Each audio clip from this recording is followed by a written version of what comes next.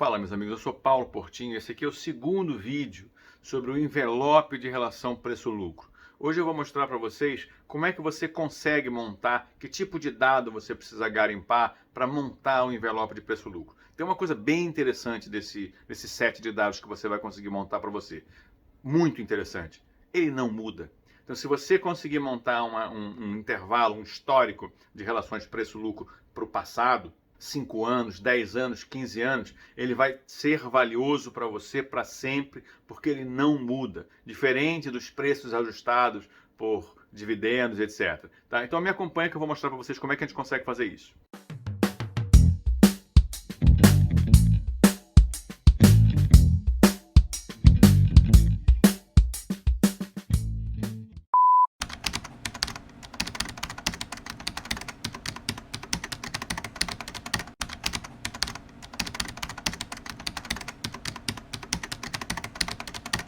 Então, gente, assim, se você tiver acesso a um programa pago, caro e etc., você pode usar à vontade. Mas o que você precisa ter? Primeiro set de dados que você precisa são os preços históricos, né, as cotações históricas, sem ajuste, tá certo? Só com ajuste de mudanças na quantidade acionária, mas a gente vai falar um pouquinho sobre isso mais adiante. Tá? Você não pode pegar dados com ajuste de dividendo. Por quê? Porque eu quero saber exatamente a situação que um investidor tinha na época, em 2015, em 2016. Eu tenho que saber o preço histórico do Banestes, que foi o que nós utilizamos no vídeo passado, e qual a quantidade de ações, para que eu consiga calcular a coisa mais importante, o histórico do preço de mercado da companhia. E a gente vai fazer o seguinte, a gente vai entrar no Google e digitar BES3, que é a ação que nós estamos avaliando, mais cotação, mais Yahoo Finanças. Aí você vai clicar nisso, você vai entrar no site do Yahoo Finance. Só um comentário, eu estou usando só o BS3 e não o BS4, que é a ação PN, porque elas têm o tag along, ambas, quer dizer, todas têm os mesmos valores, não pagam dividendo, os mesmos direitos, perdão, não pagam dividendos diferenciados, e a ação do PN tem menos negociação do que a ON. Então eu vou utilizar a ON como se fosse um proxy do valor das duas. Tem empresas que a gente precisa pegar as duas, porque nesse caso as duas não tem muita negociação, porque tem um free float muito baixo. Né? Mas se você for para outras empresas, como por exemplo YouTube 3 e YouTube 4, realmente não acompanho mais há muito tempo. Mas tem empresas que têm muito pouca negociação de ON, muita negociação de PN. Nesse caso, você obrigatoriamente tem que fazer o cálculo para a quantidade das duas. Nesse caso, a gente vai considerar que a ação ON do Banestes reflete adequadamente o preço de mercado da companhia. Então, o que você vai digitar aí no Google, no Yahoo Finance, é o intervalo que você quer. A gente vai pegar um intervalo do início de 2015 até 30 de junho de 2020, tá certo? Você vai pedir para gerar e depois você vai fazer o download disso. Esse download vai vir em uma planilha de caractere separado por vírgula, que aí você vai ter que importar para o seu Excel e ele vai te dar todo o conjunto de dados que você precisa.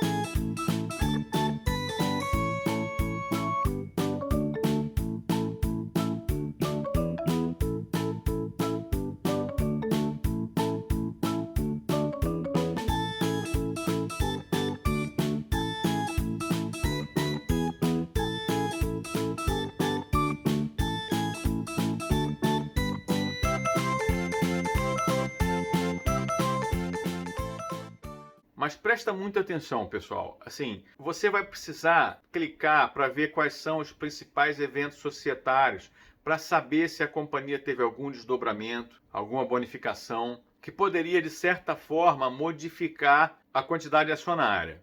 Você vai ver aí que no início de 2015, ele está nos indicando que teve um desdobramento de 5:1. E isso deveria dar um reflexo enorme no valor das ações.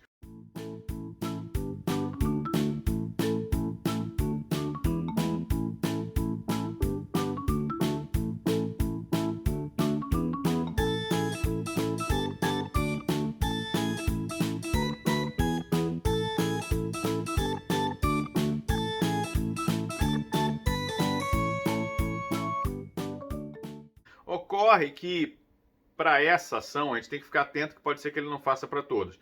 Para essa ação, você vai perceber que ele já fez o ajuste. Ele não fez o ajuste de dividendos, que está em outra coluna, mas ele fez o ajuste por bonificação e por subscrição e por desdobramento. Tá? Por isso que a gente não vê nenhuma diferença na data que ele falou do desdobramento no intervalo de dados de 2015. Como não houve nenhuma descontinuidade, né? Quando você tem um desdobramento desse de 5 para 1, a ação cai, sei lá, de 10 para R$2. Então esse set de preços de fechamento já são os preços de fechamento por dia. Presta atenção que tem que ser por dia, porque eu quero saber PLs máximos e mínimos do ano, então eu tenho que saber o preço de fechamento por dia, já é o preço que você precisa utilizar. Agora, pessoal, a gente vai fazer uma coisa no site da CVM, tá? Você vai entrar lá em sistemas.cvm.gov.br e aí o que nós queremos saber aqui, pessoal, é a variação na quantidade de ações do Banestes. Eu vou fazer coisas bem simplificadas aqui, mas como eu quero entre 2014, final de 2014, 2015 até hoje, eu vou pegar as DFPs, Demonstrações Financeiras Padronizadas, de 31/12 de 2014. Quando você clicar, você vai entrar em dados da empresa e você vai ver a quantidade de ações. É o que você vai perceber abrindo os dados da empresa do Banestes, é que ele tinha, na verdade, 1.500.000 ações, um pouquinho mais. Então, o que o Yahoo nos deu ali, chamando de desdobramento, na realidade era um grupamento, né? Então, o que nós tivemos foram 5 ações do Banestes que se transformaram em apenas uma.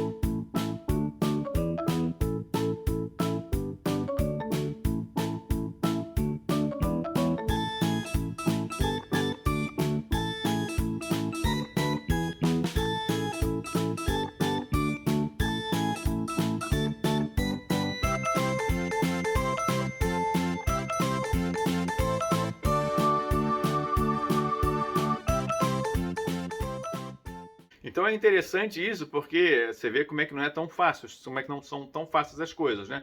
O Yahoo Finance tinha me dito que a gente estava falando de um desdobramento. Na verdade, a gente está falando de um grupamento, né? Então, para cada 5 ações do Banestes, se transformaram em uma. Então, de 1 bilhão e 500 milhões de ações, nós fomos para pouco mais de 300 milhões de ações. Agora, para montar a nossa planilha, nós temos todos os preços históricos, todos, já ajustado para essa quantidade, para esse grupamento, que na realidade não foi um desdobramento. Desdobramento é normalmente quando você transforma uma em 5, grupamento é quando você pega 5 e transforma em uma, né? Você vê como é que mesmo sites top, né, costumam dar uns vacilos. Então agora você tem condição, gente, de saber uma coisa muito importante, saber o histórico do preço de mercado das ações por dia.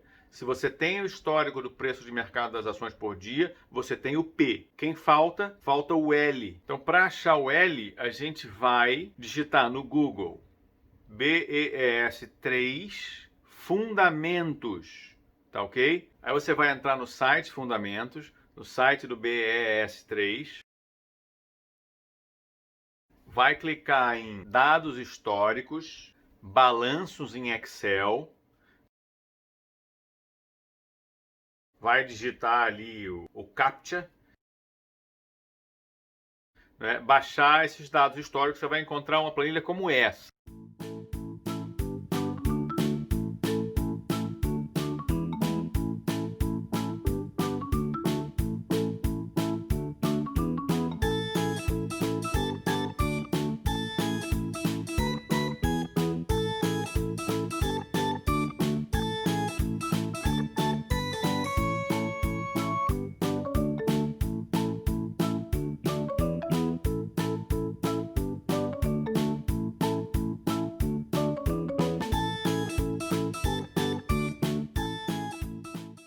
Essa planilha, ela te mostra todos os resultados trimestrais. Você não quer resultados trimestrais, você quer resultado. Como o preço de mercado da companhia deve ser dividido pelo lucro em bases anuais, a gente quer a evolução anual do lucro. Não é? Então, assim, eu estou em 31/12 de 2014, eu pego os 4 trimestres anteriores. No primeiro trimestre de 2015, quando eu tenho o resultado, eu excluo o primeiro trimestre de 2014 e incluo de 2015. Isso é uma coisa super fácil de fazer no Excel. O que você vai fazer é somar, fazer uma soma dos 4 últimos, clicar e arrastar até o início. Aí você vai ter um histórico, não é, por trimestre dos lucros da companhia. Olha que maravilha, você já tem o histórico de preços de mercado, e agora você tem o histórico de lucros por trimestre. E para isso bastaria juntar em uma planilha de Excel, colocando, como a gente tem os dados por dia, eu vou colocar nos dias do primeiro trimestre os resultados de 31/12 de 2014. E faço isso até o último dia desse trimestre. Quando eu chegar no último dia desse trimestre, eu passo a contabilizar o primeiro trimestre, acumulando no lucro. E assim por diante. Aí eu descubro toda essa quantidade de preços-lucro. E aí você, na sua habilidade no Excel, você vai tentar identificar por ano quais são as mínimas e máximas. A minha forma de fazer é, depois que eu monto isso tudo, eu divido em 5 planilhazinhas, 2015, 2016, 2017, 2018, 2019, 2020, que é 6 planilhazinhas, né? E eu mesmo calculo para cada uma delas um intervalo de PL. Então é isso, pessoal. Isso aí é importante fazer. Essa empresa é muito fácil de fazer. Tá? Você vai encontrar empresas extremamente difíceis. Eu recomendo realmente a leitura do nosso livro, O Método Sempre, Investimentos para Não Especuladores, que ele tira algumas dúvidas suas, mas na prática, a sua intimidade, se você montar várias vezes uma questão como essa, uma planilha como essa, você vai pegar uma intimidade com a companhia importante, você vai ter lido provavelmente. Aqui eu passei muito rápido, mas o ideal é você ler todos os relatórios que a companhia divulgou de resultado de todos os trimestres, para que você pelo menos saiba, olha, da onde veio o lucro daquela companhia, né? E a minha sugestão é que sempre você comece do fim para o começo. Você tem que ler o primeiro, o mais recente dos relatórios, tá? O mais recente. Você vai construindo o seu conhecimento ao contrário.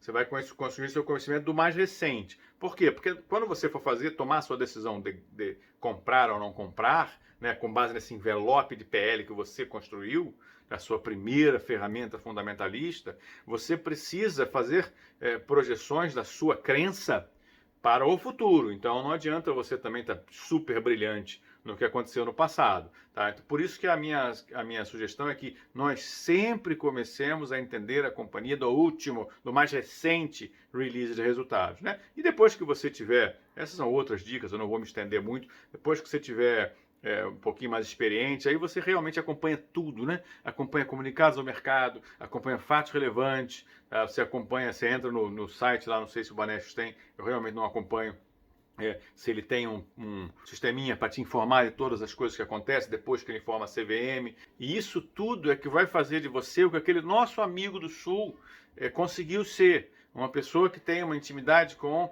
um banco, né, o Bradesco, baseado no conhecimento que ele mesmo desenvolveu de uma ferramenta que indica para ele se o mercado está achando caro ou barato, só que o principal conhecimento dele era o relacionamento que ele tinha com o banco, relacionamento que ele tinha com a área de RI do banco, o relacionamento que ele tinha com os números do banco, né, o fato dele acompanhar e respirar aquilo ao longo do tempo. Não é, presta atenção, não é compras e vendas diárias, isso é acompanhar resultados. Esse é o caminho do investidor consciente, pessoal.